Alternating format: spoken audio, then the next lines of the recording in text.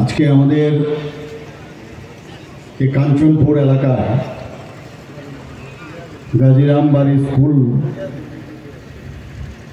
প্রাঙ্গণে যে নির্বাচনী জনসভা, আসন্ন লোকসভা নির্বাচনকে কেন্দ্র করে সেই নির্বাচনী সভায় উপস্থিত আছেন।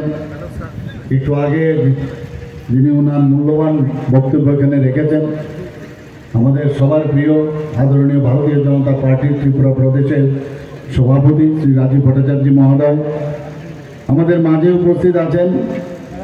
আপনাদের সবার জনপ্রিয় বিধায়ক এই কাঞ্চনপুরের এবং তীব্রামতা দলের শ্রী ফিলিপ রিয়াং মহোদয়, প্রাক্তন মন্ত্রী এবং আইপিএফটি দলের মাননীয় সভাপতি শ্রী প্রেম কুমার রিয়াং মহোদয়, উপস্থিত আছেন আমাদের টিটিএডিসি শ্রী ভবরঞ্জন রিয়াং মহোদয়, আমাদের মাঝে উপস্থিত আছেন ত্রিপুরা প্রদেশ বিজেপির সম্মানিত সাধারণ সম্পাদক শ্রী বিপিন দেববর্মা মহোদয় এবং এই জেলার যিনি ভারতীয় জনতা পার্টির ডিস্ট্রিক্ট প্রেসিডেন্ট শ্রী কাজল দাস মহোদয়, এমডিসি আমাদের সাথে উপস্থিত আছেন দশদার শ্রী শৈলেন্দ্রনাথ মহোদয় এবং একটু আগে এখানে টিআইডিসির চেয়ারম্যান শ্রী নবদল বণিক স্টেজে ছিল, এখন নিচে আছে এবং আমাদের মাঝে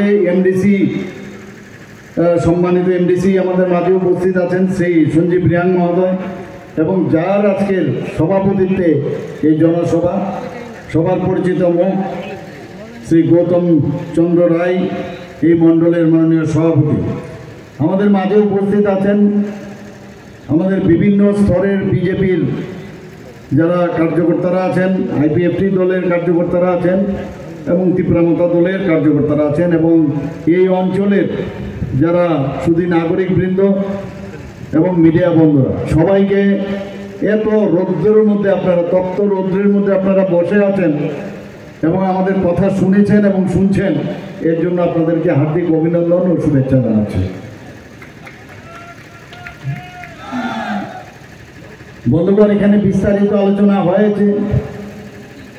ব্রু রিয়াং শরণার্থী বলে আগে আখ্যায়িত করা হতো, এখন আর শরণার্থী নয়, তারাই ত্রিপুরার এখন বসবাসকারী এবং তার জন্য যা যা দরকার আমাদের মাননীয় প্রধানমন্ত্রী নরেন্দ্র মোদীজি এবং আমাদের যশস্বী হোম মিনিস্টার সব করেছেন।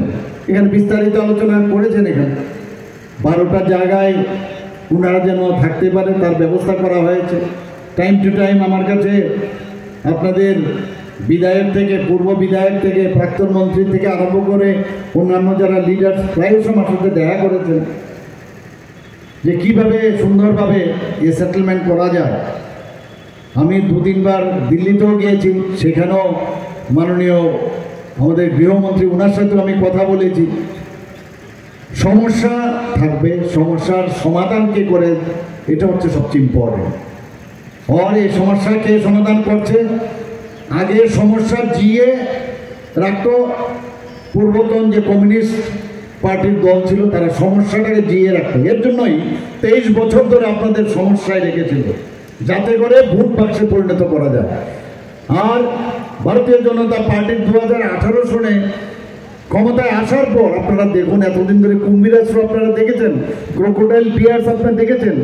বুঝতে হবে এই বিষয়টা যে এই সরকার মোদিজি বারবার বলছেন জনজাতিদের উন্নয়ন আমাদের করতেই হবে, তাছাড়া আমাদের দেশ উন্নয়ন হবে না। সেই দিশায় উনি কাজ করছেন। আমার মনে আছে আমি যখন দিল্লিতে গিয়েছি, আমাদের গৃহমন্ত্রীজি কথায় কথায় কথা হচ্ছিল যে এদের সেটেলমেন্ট নিয়ে এই সমস্যা হচ্ছে। ওনার ভিতরে আমি এই ফিলিংসটা আমি দেখেছি, বলে আরে ये तो हमारा ही आदमी है भाई, उनको ठीक से हमको सेटलमेंट करना है। এই যে বলার মানে মনে হচ্ছে যে ভিতর থেকে কথা বলছে, এই হচ্ছে আমাদের নেতা, এই হচ্ছে আমাদের নেতা। বারবার আমি ডিএম এসডিএম ওনাদেরকে বলেছি যে যত তাড়াতাড়ি সম্ভব যে বিভিন্ন সমস্যা, এত বড় একটা ঐতিহাসিক একটা চুক্তি হয়েছে, কোয়াড্রিপার্টাইট একটা চুক্তি হয়েছে, তারপর এতদিন ধরে এটাকে তাড়াতাড়ি করে যাতে ত্বরান্বিত করা যায় সেই ব্যবস্থা আমরা করেছি। মানুষ খুব খুশি এখন। আমাদের এই জনজাতিদের উন্নয়ন একমাত্র মোদিজি করতে পারেন। আমরা জানি যে জনজাতির এত বছর ধরে ইউপিএ গভর্নমেন্ট ছিল, কংগ্রেস সরকার ছিল, কিন্তু কোনো জায়গায় কোনো সরকার তখন আলাদা করে কোনো ডিপার্টমেন্ট বা ট্রাইবেল কোনো মন্ত্রী মিনিস্ট্রি করেনি। এখানে অটলজির সময় সেই ট্রাইবেল মিনিস্ট্রি এখানে তৈরি হয় এবং অটলজিকে আমাদের ভারতীয় জনতা পার্টির সর্বজনপ্রিয় আমাদের দেশের প্রধানমন্ত্রী ছিলেন। আমাদের ভারতীয় জনতা পার্টির উনি প্রথম আমরা জানি যে সভাপতিও ছিলেন। উনার যে চিন্তা ভাবনা তাকে আরও সামনে এগিয়ে নিয়ে গেছেন আমাদের প্রধানমন্ত্রী নরেন্দ্র মোদী। নরেন্দ্র মোদী বলছেন আমি গ্যারান্টি দিচ্ছি সব মানুষের সমস্যার সমাধানের আমি গ্যারান্টি দিচ্ছি। এবং এই যে ইলেকশন এর জন্য বলছি গ্যারান্টির এবং তার স্বপ্ন গ্যারান্টি দিচ্ছেন স্বপ্ন পূরণের তার নির্বাচন। আমরা সেই বিষয়ে আমাদের কাজ করতে হবে। এখানে আজকে কাঞ্চনপুরের কি ডেভেলপ হবে, এখানে ধর্মনগরে কি ডেভেলপমেন্ট হবে, পানিসাগরে কি ডেভেলপমেন্ট হবে সেটা না।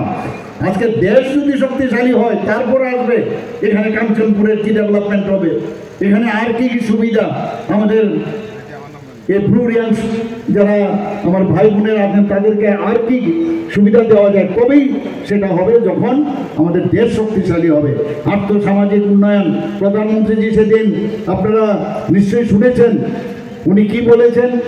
সে আশ্রবল মাঠে আমাদের বিবেকানন্দ ময়দানে এসে উনি বলেছেন যে আমি 10 বছরে যা করেছি, এত কাজ করার পরে এত কাজ করেছে, তারপরে বলছেন ये तो ट्रेलर है, पिक्चर तो अभी बाकी है, বলে গেছে কিনা।